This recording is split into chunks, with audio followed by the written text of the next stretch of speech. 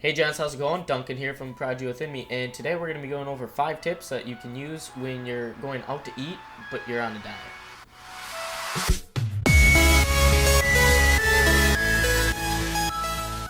So the purpose of this video is to help those of you out there that want to go out and experience fine dining and go out to different restaurants, eat good food, but you also want to maintain healthier eating habits.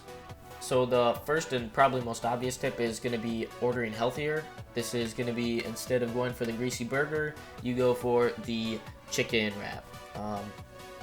Usually restaurants will have a portion on the menu, or they'll have select items on the menu that have less calories, and they'll also be healthier options. So they'll have fresher foods and the like. The downside to this is usually they are going to be more expensive, but that's just going to be what you're going to have to pay that in order to get the better quality food. The second tip that I have for you is to ensure that you're eating slowly during your meals. This will allow yourself time for your body to realize that it is full, and therefore you won't have to eat as much in order to get full. Usually restaurants will put a bigger portion or a large portion in front of you, and you really do not have to eat all of that right away. Eating slowly will also help aid in digestion. So it's always better to eat slowly when you're eating meals. Also, don't be afraid to eat the complimentary salads or bread before the meal. Usually they're put out there and you can have pretty much as you want, but that will kind of fill you up a little bit before the main course comes, and it'll ensure that you're not overeating once the main meal comes out. The third tip I have is don't be afraid to ask for a box.